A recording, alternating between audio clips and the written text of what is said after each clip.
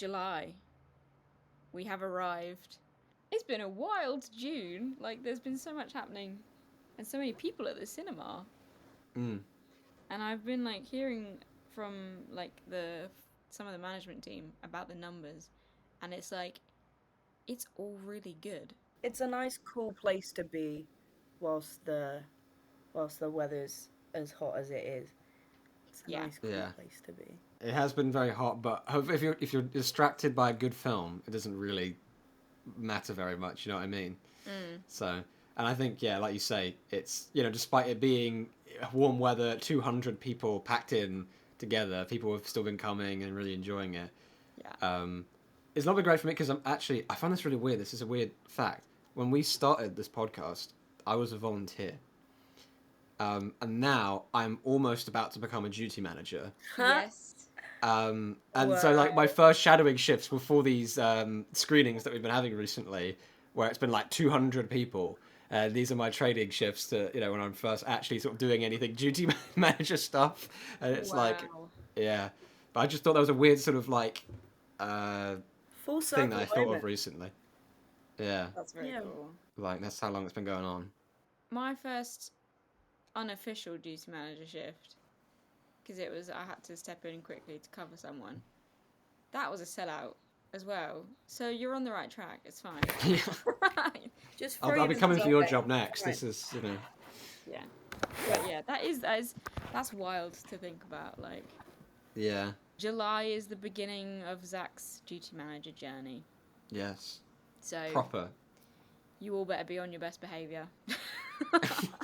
Well, I'm not like the school teacher. I'm not like the audience. I'm not gonna. Oh no! I'm not gonna be punishing misbehaving. Cinema Drop that bit of goers. popcorn. We will Yeah, be hearing exactly. about it. Yeah. We will. Oh my god.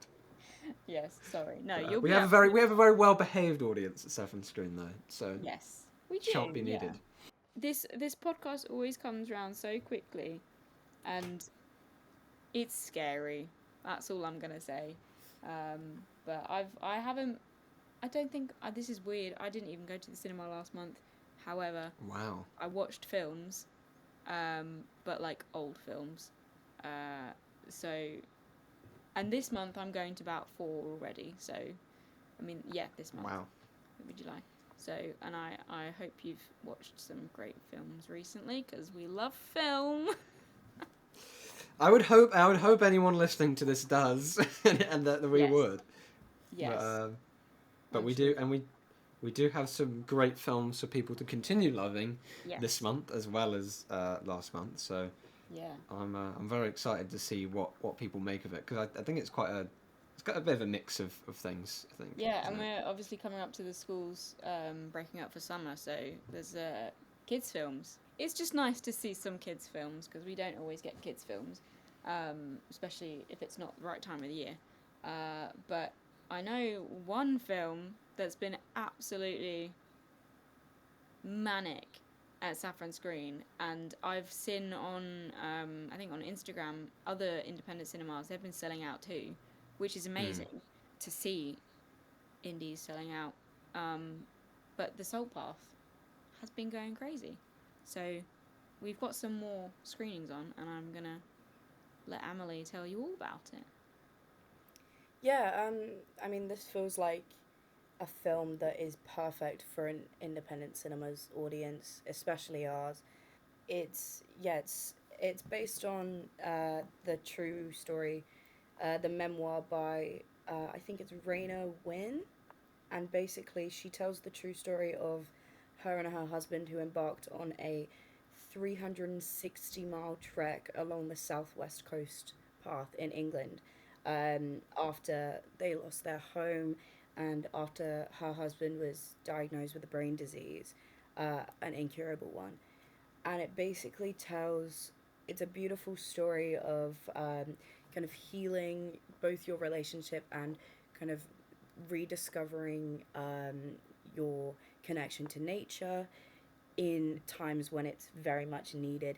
I mean, they had limited resources. Um, they just had a tent really, and they stopped off at soup kitchens on the way.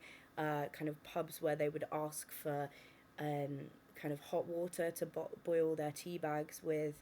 It's just kind of a really down to earth story about two people who started walking not because they wanted to, but because they really had nowhere else to go Yeah. after losing their home. And obviously, they faced a lot of hardships. Obviously, the obvious homelessness, and I mean, it made it so difficult to hike with the husband's brain disease. He was slow, but still they made do, and it really like is a story of coming back together in kind of times of need.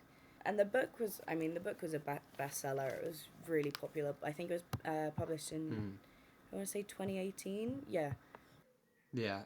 I mean, it's one our audience has been really familiar with. Again, like people I talk to, customers, volunteers at the cinema, were really like aware of this, keyed into it when we said we had it. So it's definitely one thing that for those who read, it's been very widely read. So I think it's got to meet expectations. Yeah, yeah, definitely. I mean, it's very interesting. The director is Marianne Elliott, who you may not recognize because this is her first feature film. She's a theater director, but there's been a lot of praise for it. There's mostly been praise for the performances. So it stars Gillian Anderson and Jason Isaacs as the main couple, and mostly the praise has been for their performance. But there's been a lot of kind of talk about how the film is very reflective of kind of the narrative of the book. So in the way that the journey is kind of slow and treacherous, the film kind of feeds into that in a great way. It kind of gives the audience space to kind of grow to know and love these characters and kind of feel everything they're feeling as if they're kind of traveling on the journey with them. And yeah, I mean, some have said it is a little bit too slow, but I mean, I love a slow film, and if it's giving you all of the information in a great way, then I see no problem with that.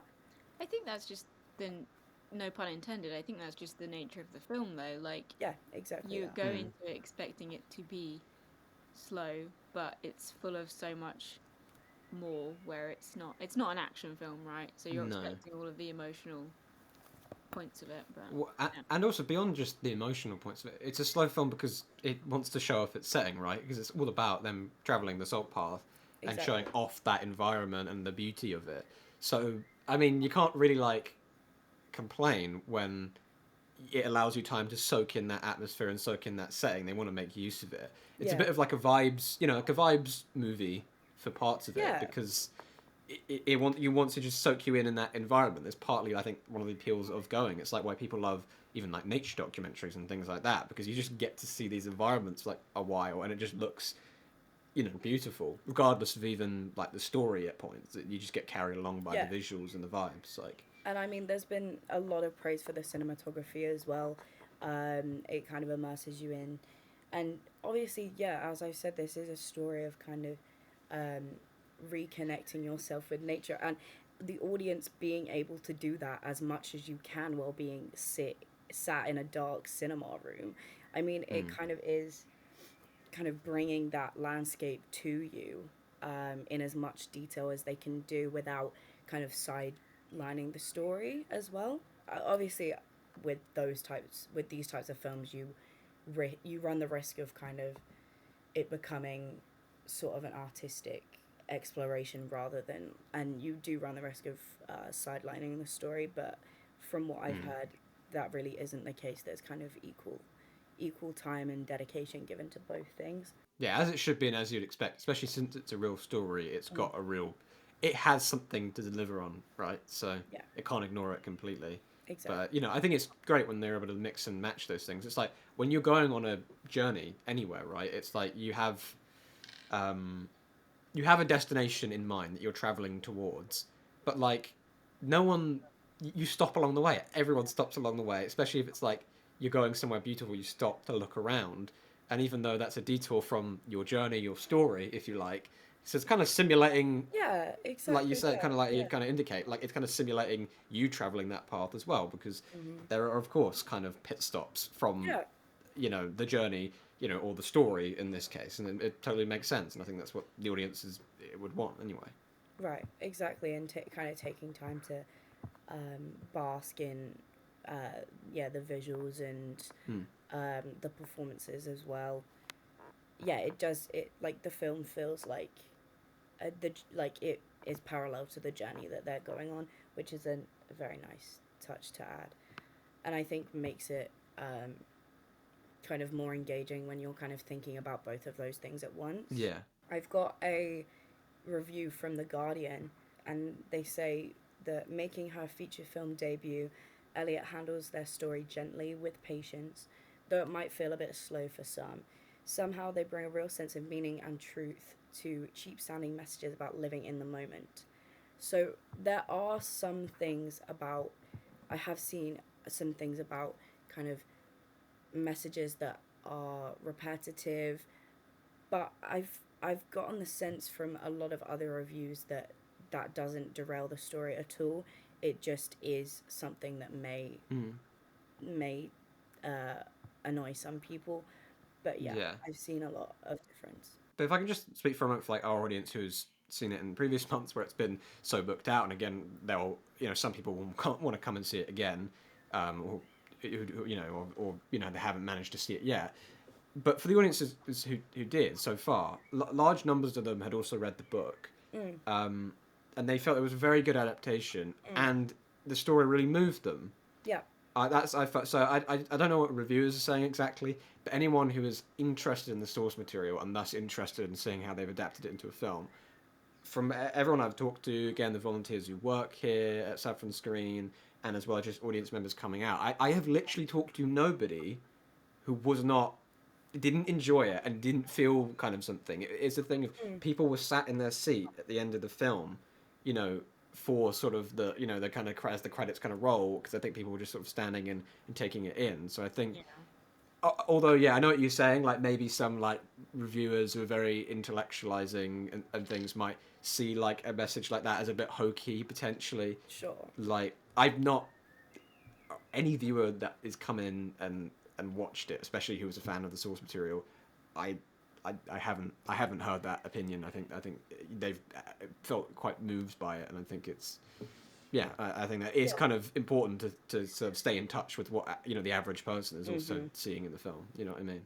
Yeah, and I mean, even people that haven't been a fan of the source material previously will definitely find something that they love, even if it's kind of the visuals, or I guess taking time to just sit and reflect on maybe like a journey that needs to be made in their own lives, because that was something I felt from like reading about the book, is that if I was to sit down with it, either the book or the film, Mm. and just kind of reflect on because this is something that these two people do, not as something for pleasure, but as a necessity. Like when they lose their home, and the illness that arises, it's something that they have to do.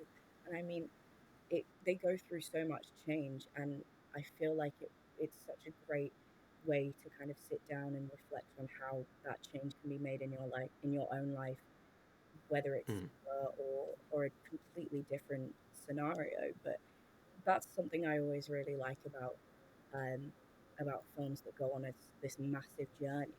I mean, this is Yeah. obviously a 630-mile long journey, Mm. so there's so much to be learned, and so Yeah. much to be learnt about yourself as a viewer as well. Well, exactly. It's a story of scale, if you like, because it's this big Yeah, journey, but actually, it's really a small, intimate, personal one because it's really about these two people and their relationship, yeah. ultimately, right? I mean, like, so it's kind of arguably a big scale journey for a really small story, you know, so, and a personal one. Something that I mean, not many people may be able to relate to the actual story or the hardships that these two are going through, but I mean, there's a lot to be said about relating to kind of needing to escape the world that you are in at the moment, and kind of taking that time to yourself. And I mean, yeah, people can kind of reflect Mm. on that in a lot of different ways. It has certainly been impactful for people. People, I think, are feeling the things that you're saying, but there are still people who have missed out on this film, and because it was so popular, we had to put it on again. So, Amelie, in July, when can we see the Salt Path? So it is on, I believe, four more times. You have four more chances in July to see the Salt Path. We have it on Friday the 4th of July at 7:30 p.m. Sunday the 6th of July at 11 a.m. and also the same day at 7:30 p.m. So two showings on that day. And then the final showing is Sunday the 13th of July at 2:30. So you've still got time, even if you have missed out, you still have time. Just be sure to get your tickets quickly because even those screenings are selling fast as well. Yeah. Again, it's such a classic sort of saffron screen film, and It I really love that is, it's done yeah. so well. I mean, this is the blockbuster, Yeah. I mean, Mission Impossible. Who? I mean, it's the Salt Path. The Salt Path is the blockbuster at saffron That's screen. the real Mission Impossible. A Yeah, 630-mile walk around England. That's the real Mission yeah, Impossible. It's just I've said this before, and I always say I will always say it, like it's one thing going to the cinema and experiencing a film with other people, even if you don't like obviously speak to them, but having them in the same room. But to experience cinema when it's sold out or like pretty much full, that's a whole different like ballpark. And it's so exciting to see the cinema full and to see it buzzing. Um, yeah. and hearing people still booking tickets for a film that we've had on for like what, 2 weekends already, 1 weekend, but like a full weekend long. This is gonna be like Conclave. It just keeps going Yeah, on and I on. think it's a new Conclave. I think, Yeah. and again, another book adaptation. I think our Mm. audience are just very literate. They're Yeah. smart and they read. So that's Yeah. the type of films they like to see. I think. Saffron Walden loves stories and hearing about different walks of life from Yeah, different sources, and yeah. walks of life. That's quite. Oh, I didn't see what I did there. uh, Wow, I'm glad you picked that up. That was fun. I like puns. Um, yes, but yes, I love Gillian Anderson, but then I saw Jason Isaacs in it, and I was like, oh my goodness, I have to watch this, because it's like, I love these two people on their own, but like together, I feel like magic would happen. yeah. Um, so yeah, I'm gonna have to book myself in because I have missed it so far.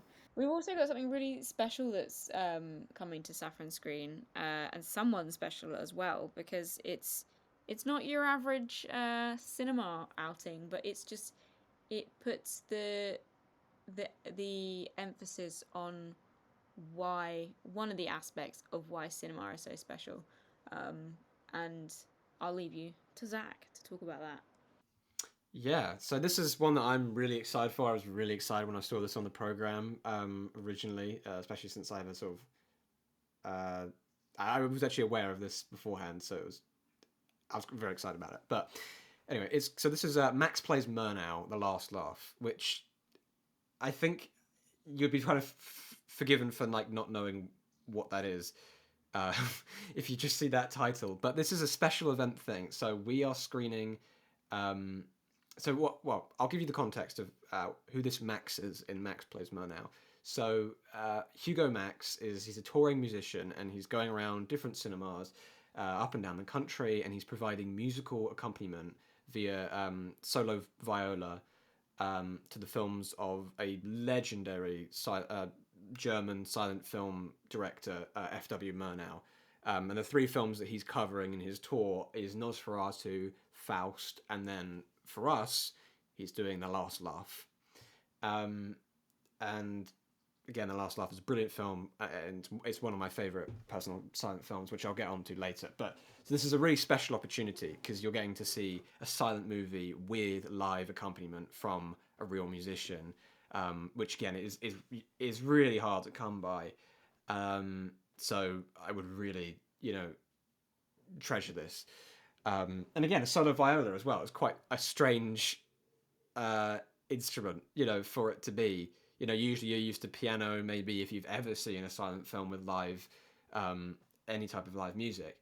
Um, but yes, it's a really rare opportunity. And again, this guy, when you see where he's touring elsewhere, he's at the Prince Charles in London, he's in Liverpool, he's in Cambridge, like he's in big cities. And then one of the very few small towns he's done is Saffron Walden. So again, it's like that's really awesome. Like we were talking about before, like we have a culture here, that loves stories and that loves culture, loves arts, and so it's like really cool that we would get something like this because I think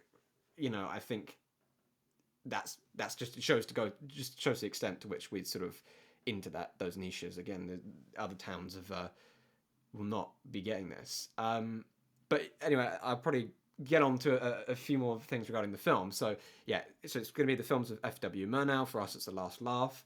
Murnau, again, legendary German silent filmmaker, primarily working in the 1920s. And he's often regarded as one of the most influential filmmakers ever. Hitchcock, for example, was a massive fan of his work, particularly how he was able to portray things visually and his camera movement and things like that. But he's a pioneer, especially in the expressionist movement in Germany, German Expressionism, which was a movement in art, but also carried over to film. Oddly enough, The Last Laugh is not a German Expressionist film, which I'll get to later because it's actually quite interesting that it's not. But yes, he made a string of classic German films, including Nosferatu, which is one of the most famous adaptations of Dracula, and had a remake recently directed by Robert Eggers with Lily Rose Depp in it, which I think was very successful. But after those films that he made, he set sail for America and he continued to make classics like Sunrise before tragically passing away, I believe, in a car accident quite early on.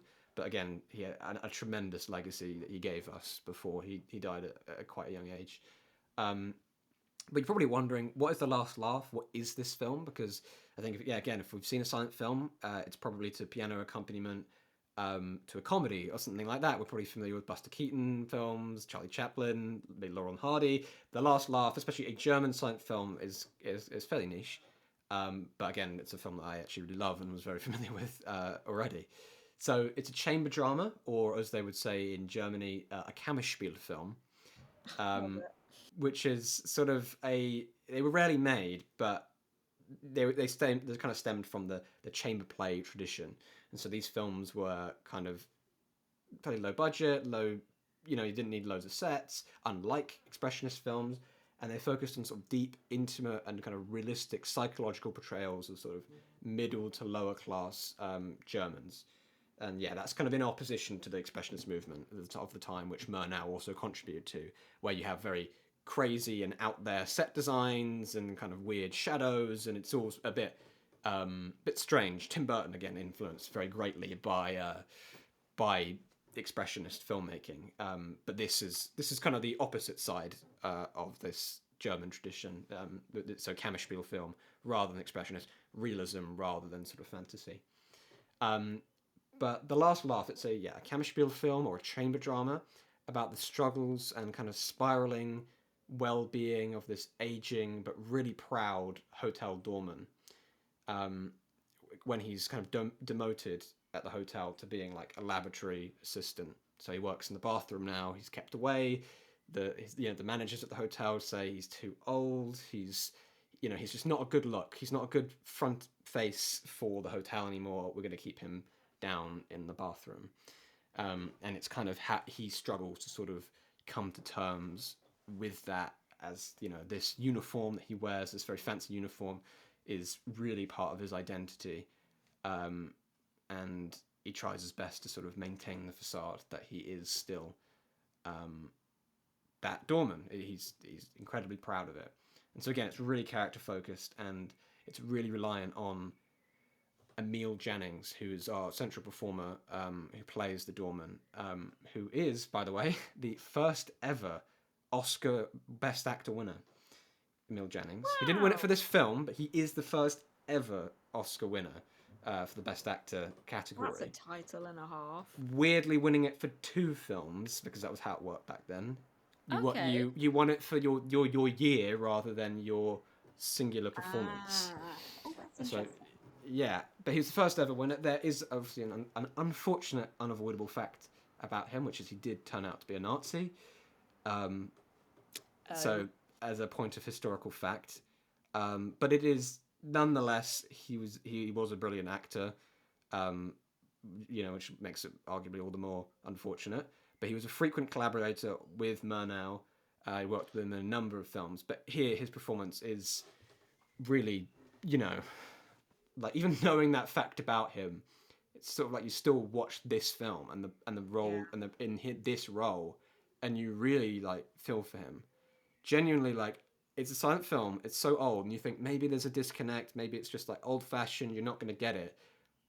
Like I felt such. I've watched this multiple times, and like there are just scenes that like have me on the verge of like tears because I just feel so bad for this guy. He like tries to just pretend that he's still this doorman. Like there's this one scene where he goes back to his friends and his neighbors, and he's stolen the uniform, and he's like pretending to be the doorman still. That Yeah. not let anyone know that he's fired. He's so conscious about it, and it's like and you could just see the heart, the pain on his face and the way he acts it.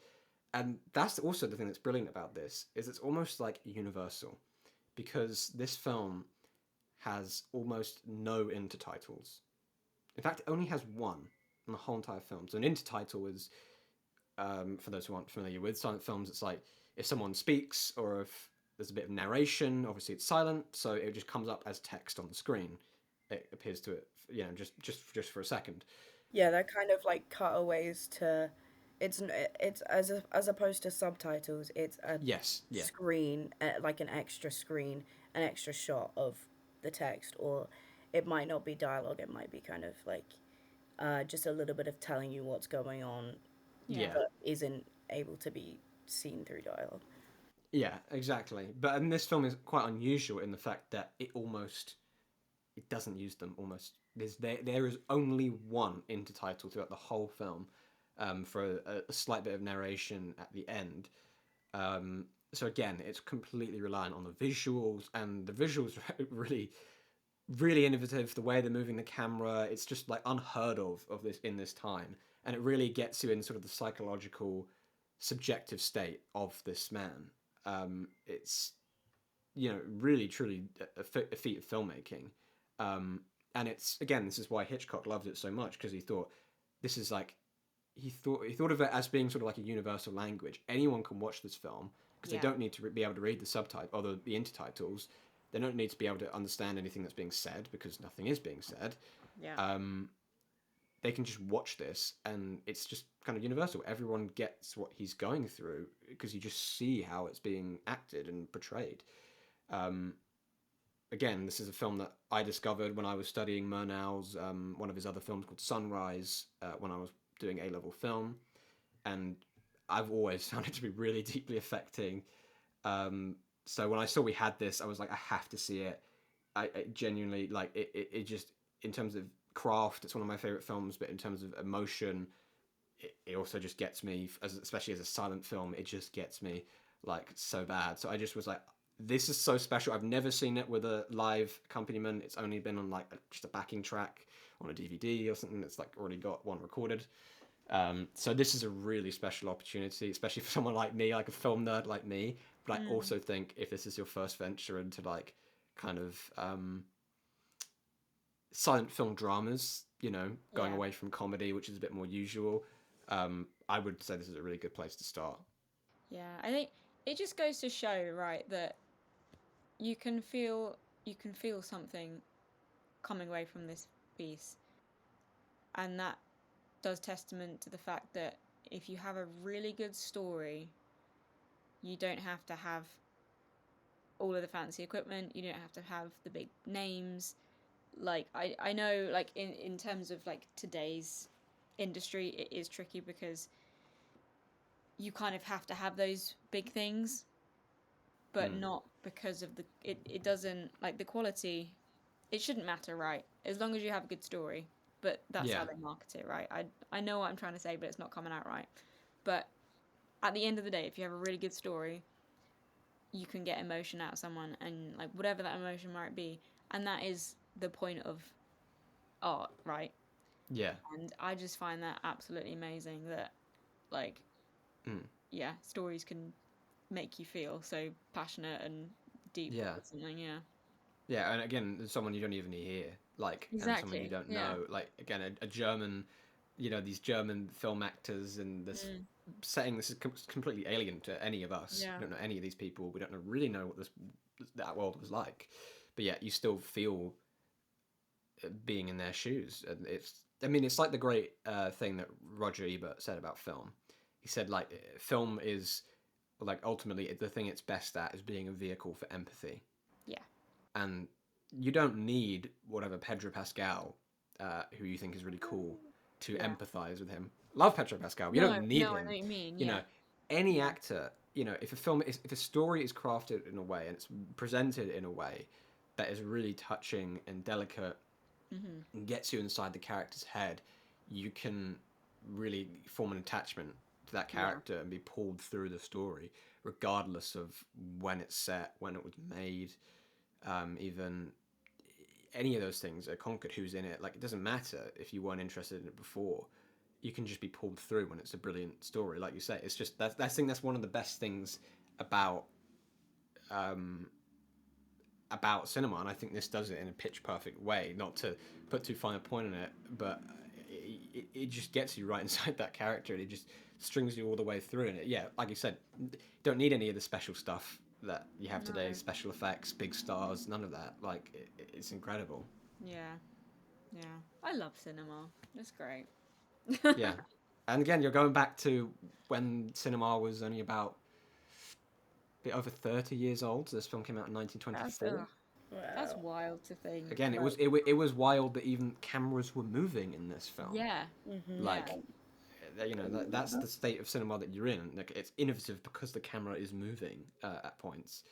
Uh, Jen, it's like truly a pioneering piece of work, and it's a piece of film history that, yeah, it's going to be hard to see in this way anywhere else. Like, yeah, you can go find it and watch it at home, probably somewhere, but it won't be the same as having a live solo viola. Which again, it's like that. It's a perfect thing for this film, a solo viola, because it's, again, you get that rich texture and that kind of lower pitch, because this is like a dreary, it's a sad story, it's a kind of a gritty story, and so it's kind of the perfect thing for it. Like, I could almost draw it up better unless you had like a whole orchestra or something.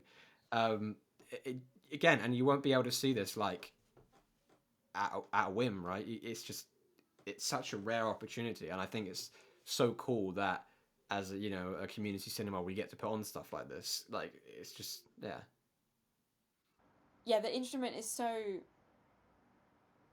emotive and so delicate as well. So I think it does sound like the perfect choice, and the talent that Hugo Max is gonna bring and showcase is I think that's special in itself. Like, Mm. you have two special things coming together to make such a unique experience that, yeah, it's great. I just love coming to the cinema to see um, all the films because it's such a rare opportunity. It only comes around maybe a couple of times a year that you can see early 1900s films in the cinema. I mean, Yeah. it's obviously even it's like very rare to be able to find these movies, some of these movies at home, but for cinemas Mm. to be able to bring them back and kind of like you get to relive, obviously not relive for yourself, but relive the experience of Yeah. what these people would have had seeing these older films in the cinema, and it's always such a great opportunity, and I always jump at the chance because it's so rare and Mm. just like such a surreal experience every single time. Yeah. Yeah, yeah. No, I'm the same. Whatever it is, if there's an old film that, like, I get to see on the big screen that's a classic, it's like always have to jump at it. Mm-hmm. But and you're right. Like, a film as old as this, Yeah. that's pretty rare. Mm. Maybe, like, right, okay, Pulp Fiction will get shown again in cinemas when it's its anniversary or something. That happens. 90s films, whatever. But, like, a film from 1924 where there's no sound getting reshown in a cinema with orchestration It doesn't is happen. that does not happen Mm. often. And so, like you say, it's just like And again, it's so cool that we're even able to watch Yeah. this now, right? Multiple of F.W. Murnau's films are lost. They are lost to history. Yeah. Genuinely, they were shown at one point in time, and the prints, they were either all destroyed or they were lost. So it's Yeah. like it was so lucky to even be able to see this Yeah. film now. Like Yeah. I just love that as a as kind of an amateur film historian and film fanatic. It's just like again, I just think this is such a brilliant opportunity Yeah. that like if you're at all remotely interested in what like any of us are saying right now, like book it. I know it's a bit unconventional. I know like again, it's not the typical thing for when they play silent films if ever they do. But like again, like be open and try and Yeah. explore something little bit different because I think you might regret it if if you think Yeah. later down the lines you would have liked that and you never took it up the chance. Yeah. Absolutely. I think it's definitely worth. Even if you like go and you don't think it's your kind of thing, but you still Mm. like film, like I feel like you should still owe it to yourself to experience that at least once, right? It's Yeah, yeah, for yeah. sure. Connect with the Um, origins of what would you exactly. watch Just now. yeah, see where it all started and where it came from. Because every like all of the big films, like all of the films, every single film came from one specific point, and then Yeah. just branched out, didn't it? So it is. It's so important to the history of cinema. And yeah, if you are feeling brave and you want to do something different and you do want to commit to watching this, again, it is so special that we do only have it on once. We only have Hugo Max is only generous enough to give us one night. Um, he's a busy man. I've seen the other his tour dates. He's up and down the country like all the Mm, time. So it's really cool that he's stopped off here. yeah. So yeah, we only because of that we only have it on for one night, and that's on the 5th of July at 7:30 p.m. So yeah, a very special opportunity, and again, one that can easily be missed. So Mm. don't. Yeah, that's just don't. Yeah, just don't miss it. Moral of the Just come story. come come and see it. Yeah, I think it's like it's that's obviously I love working for the cinema in general, but like what makes it so unique to work at is these amazing opportunities for just so many unconventional things to come to the cinema and watch them, and even just the films that wouldn't be played in a in quotation mainstream cinema. Some of the Mm, films I've never heard of that I've seen at Saffron Screen, absolutely stunning. yeah, Um, and it's like I know it's opened so many people's eyes to different, just different stories. different stories, different ways of viewing, right? I mean, Yeah, because like we had the Solve Murder She Wrote, yeah, which went down very well every time it's yeah. been on. Um, and that again, that's a different experience for the cinema. Like you don't think of meshing those live elements with the film Mm, elements, So yeah, like I love when we're able to experiment and do things like this. It's kind of yeah, opens you up not only to new stories and new films, but also to new ways of watching films in a cinema. yeah, exactly. Obviously, those are some very important screenings that you cannot miss, especially the Max Plays Murnau one because obviously it's only on ones. We do have some kind of big build titles as well coming up, especially because it is approaching the summer holidays. I know we're not quite there yet, but build up. It's great. I mean, we've got the How to Train Your Dragon live remake, the live Live action. action, yeah. Wow, words. Yeah, so that's here, and I didn't realize it's got Nico Parker in, who is the daughter Hmm. of Tandy Newton and Ol Parker, because Ol's come to the cinema Oh, quite a few times just to um, wow. do Q&As and just to support us, and he's a massive fan of us, and he's just been so generous with his time and his resources, and yeah, I didn't realize it was their daughter in it, so Damn. that's exciting in itself. We've got F1 the movie. We've got. Are you ready for this? We've got Peppa Meets the Baby cinema experience. Woo! Mm-hmm. Oh, I'm Mm-hmm. so excited for that Five one. pound Are tickets. you actually? £5 tickets. Exactly. You get to meet the baby on the big screen. Who wouldn't want to do that on? Ah. My favourite PR stunt of this year, I will say. There's been a few. It's so funny. Like I I mean, can't. imagine if they'd made a film out of them killing off the Duolingo owl. Oh my goodness! Wow. Because that was an event. That was an event of the year. You know what else has happened? They pretended to discontinue peach iced tea. That Wait, Whoa. what? was That's not actually a diabolical. thing. No, they said it was fake like 2 days later. But I swear my life flashed before my eyes because that's my favorite drink. Oh my god. That's And yet so Peppa Pig funny. beats all of that. That's pretty- Exactly. Yeah, and yeah, I That know tells about you pretty Peppa bold. Pig. That tells you something. Yeah. And she got on the That's- BBC and everything, so I think maybe it might be the thing you've just referenced when she was standing in front of the Battersea Power Station doing the gender reveal, and I'm like, why? Like, how is this happening? yeah, is this real? what world are we living in? Like Yeah. the universe is glitching or something's happening. It's Peppa Pig's world, and we're all just living in it. Oh, Exactly. absolutely. Absolutely. I want that on a t-shirt. Maybe I should come along with that on my t-shirt. You should. Yeah. But yeah, I think that's great, and it's again, it's like one of those, like, no matter what it is, it's one of those moments where I love that we can offer it to be able to introduce cinema to literally anyone. Like, Yeah. for someone's first cinema experience to be with us, that's pretty special.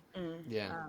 I mean, your first cinema experience is special anyway, but for it to be with us, like, we feel really. And we have stickers for first cinema. We have stickers! Don't we? Yeah. Who doesn't want a sticker? Honestly. But you don't get that. You don't get that at the Odeon or whatever.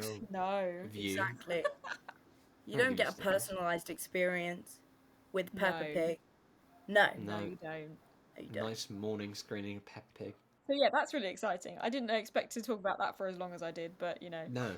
as long as we did. But yeah, so Peppa Pig, we've got F1 the movie, which is gonna Yeah. be. I'm trying to make a joke, but like a pun, but F1 the movie sounds like a one formula for success. You know, hey! that's what I think. That was Yeah. quick. Yeah, nice one. Yeah, That wasn't as good as Yeah, I yours. was I like speeding. I was speeding towards a Oh, pun. there we go. Yeah. Oh. No, I'm actually quite. I'm not like an F1 fan, but you know, like I've caught it sometimes, and I actually quite. When I've watched it, I quite like it. But I'm quite excited because it's the guy who directed Top Gun Maverick, and I just feel like, you know what, that guy does dude bro movies well. Yeah. He does them well. F1 is the. I'd say actually it's probably more of a dad movie than it is a Yeah. dude bro movie, but That's yeah. like Joseph, I think is it Kosinski is his name. I might be butchering how you pronounce that. Kosinski, yeah. He does the dad movie / the dude bro movie like pretty well. And I quite like look at the trailers and stuff, so I'm actually kind of excited Yeah. for it. I Love a think good that'd be a sports great movie. Friday, Saturday evening film. Yeah, With some beer and some popcorn, like that's the exactly. perfect combination. That is the perfect one. Yeah, we've got F1 the movie, the second weekend of July, and then we've got Jurassic World Rebirth. Rebirth. I'm interested in this. Yeah. Is that our new jingle? Sorry? That- Is that our new jingle? We're just going to use the Jurassic Park theme, but Yep. just Riley doing it. Yeah. Yeah. It's going to be. I'm- Exactly. I've So got we don't get any dinosaur. copyright issues. No. So we don't get any I'll just- copyright. You're It's just not going to gonna be do. in tune, it's fine. Yeah, no, I have dinosaur things. Like, I have dinosaur things. Things. I'm going to need more context. What does that frankly, mean? than No, I Yeah, don't want to say dinosaur toys, but like I have a little dinosaur figurine, and like I have a dinosaur Oh, okay. bedspread, but I don't want to admit that admit to to the that. entire world. Yeah, Not Too that the late. entire world listens. it's been done. Too late. A little bit of a detour. I'm gonna detour onto the movie. Is that I remember when we had Jurassic Park, we reshowed that for its 30th anniversary. And again, I just think these Jurassic, whatever you think of each individual one, big dinosaurs on the big screen is just a great way to experience them. Like it's just a great. It just dinosaurs are made for the big screen. And I remember one of our colleagues, Toby, he had never seen Jurassic Park, and he saw it for the first time at the cinema. When we rescreened it, and like he was like came Incredible. down and he was like that was that was one of my favorite, that's one of my favorite films now basically Oh. because of what he saw, and so I really hope they're able to kind of keep up that tradition of just wang people on the big screen, and they've got a Yeah. new director behind it in Gareth Edwards, who is a very interesting filmmaker and has good experience in previous blockbusters like Rogue One, for example. And so I'm really hopeful that they can steer that franchise in a good direction Yeah, and get I people feeling like that again. yeah. Got Elio from, I think it's Elio. I'm assuming, I don't know. But that looks great. It's a new Disney film about a little boy who wants to be abducted by aliens and actually gets abducted Yes. by aliens. Be careful what you wish for, kids. Exactly. Yeah. But no, Could happen to that you. looks great. Then we've got the marching band, which is French with English subtitles. We've got the Smurfs, and we've got Superman. Yeah, I'm gonna cry. Are you Exactly. So excited we've by got. any chance, Riley? Sorry. Are you excited by any chance? I am. You know what? I am. I need to forget about it because I don't want to hype myself up too much. And also, this is just the run up to the actual main event, which is the Supergirl film next year. Oh, okay. For me Okay. personally, For anyway. you, yeah. But I'm a big Superman fan, so that's the. yeah, But I'm happy Supergirl's getting a movie as well. To be honest, like I really like, yeah. I'm not so much I'm not a massive DC fan. I am, however, a massive fan of Rachel Brosnahan, who is playing Lois Lane. Yeah. yes, And I saw her in her last show, The Marvelous Mrs. Maisel, which is one of my favorite shows ever. And she's won an Emmy and 2 Golden Globes for that. I love her. did She not know is a that. brilliant actress. And I Yeah. like, she's the main reason that I was interested in this movie. She Oh. is so great. Yeah, So yeah, I'm very excited to see her. I mean, it has got a great cast, even though I don't Yes. know hardly any of them because Yeah. I haven't seen their work. But from what I've seen, it yeah, it feels right to me. I was gonna say, yeah, they've gone with a vibe that is like the comic books really, and um, like you say, it's a good cast, but it's not big flashy stars, kind of like we talked No, about yeah. before. And again, they've given Superman to a relatively newcomer, David Cornsweet. He's been in movies before, he's been in Netflix shows and things, but he's not a film star. Nobody really knows him, and so I kind of like that they do that. You know, Yeah, I do. because when he comes on screen, he's Superman, right? He's not anyone Yeah. else. Yeah.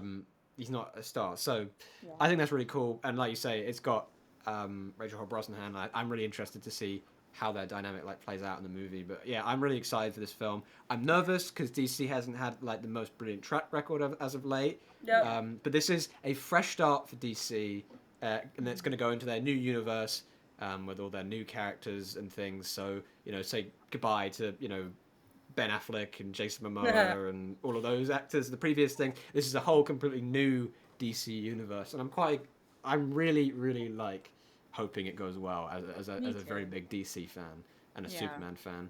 Again, we have that Supergirl film to look forward to as well. So Oh, if Superman doesn't go well, I mean, come on, he's got to get it.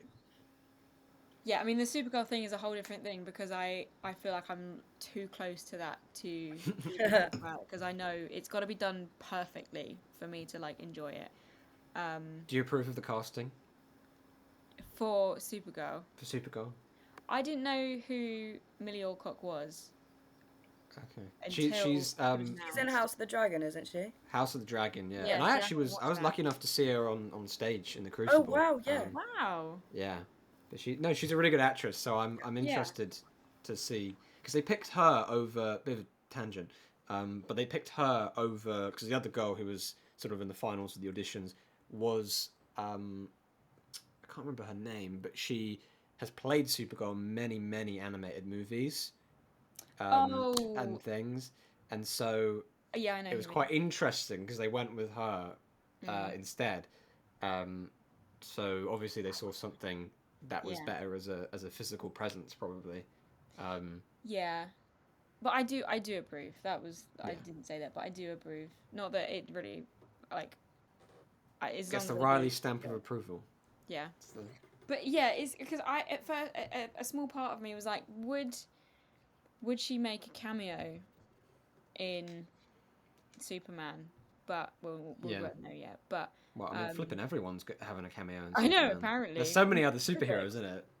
Yeah, but no, because I obviously started my DC journey in with Supergirl, and then I I'd seen Man of Steel, and then I watched all of the previous ones with like obviously Christopher obviously Christopher Reeve, Brandon Brandon Ruth. Yeah. Brandon Ruth, and I watched like the documentary about Christopher Reeve, which was Superman, Yeah. and that was absolutely incredible. I know that's the actor, but in terms of like the story behind Yeah, yeah, yeah. getting the Superman role, so I have very much warmed up. Not that I wasn't warmed up to Superman. I've learned more. And they're going like if that is like one of what you like, and especially I think it's probably maybe the way our audience like probably conceives of Superman as probably that Christopher Reeve version. It Yeah, seems they're going a bit more Christopher Reeve in this film. They've brought back the old theme song from his yeah, movies, like an altered sort of version of it. yeah, And again, he's got the red trunks on again, yeah. and things like that. So they're definitely going a bit more like Christopher Reeve, a bit more camp for this version of Superman. So I hope it works because Yeah. there's been a lot of gritty superhero films as of late. So I hope they do it Yeah. justice. And it's got Crypto the Superdog in. I mean, what more Yeah, can you want? exactly. Yeah, Like, come on. and Crypto the Superdog was, I didn't realize until I saw it on Instagram, on James Gunn's Instagram. It's like mapped off of his dog. Oh, So it's like really? it's an actual dog. It's not a dog, but it's yeah, whatever. I But I understand. was like, this is amazing. I love you, Crypto. You're gonna save the day. You're gonna be the main event of the film, not Superman. Yeah, No, I'm very excited. love to see him. As I know you are as well, and Yeah, yeah, that's what I'm looking forward to. yeah. But I could go on for hours for I'm that. personally looking forward to Smurfs a bit more, though. I have to Oh, really? say. Yeah, that's kind of my film, really. That's Yeah. my type of thing. I'm a kind Are of a you gonna Smurfs turn guy. up in blue?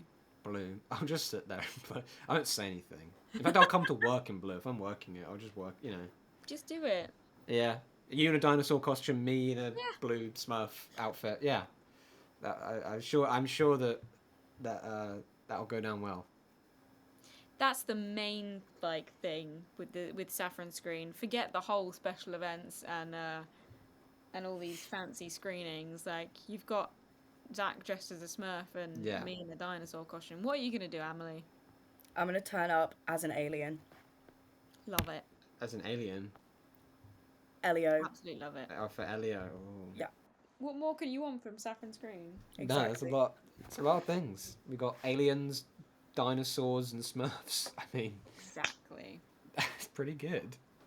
It's great. But yeah, moral of the story, we've got a great month, as we always do. School's out soon. And also, one more thing before I forget. Starting from today, which of the day of recording, which is Monday the 23rd of June, starting from today, we are doing a Super Summer giveaway. So every week from today until the end of August, we will be basically giving away a pair of tickets for the weekend coming.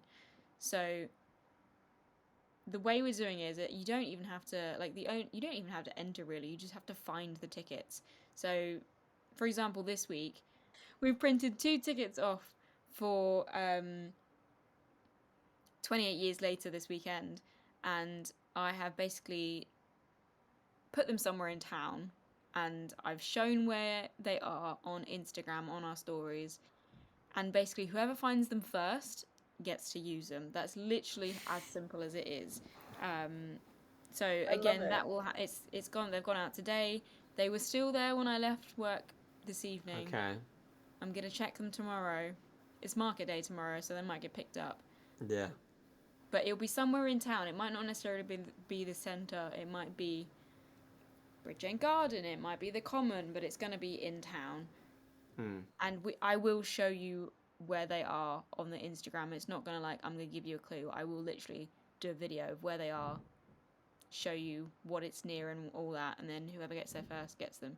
So That's exciting. It's like the guy that hides money around London. Exactly. Yeah. Exactly. It's not money, but it's a cinema ticket. Well, it's it two is. cinema tickets. It is practically is money. It It's is. better than money. Yes. Actually. Exactly. Yes. Exactly. Because you get to come to the cinema and get to see a dinosaur, an alien, and that's just the start. what did you say? And a Smurf. And a Smurf. Sorry, yeah, and that's just the start. Yeah. There you go. All exciting things, and then we'll be back with you for August and more exciting things. So we'll see you next time. See ya. Bye. See ya.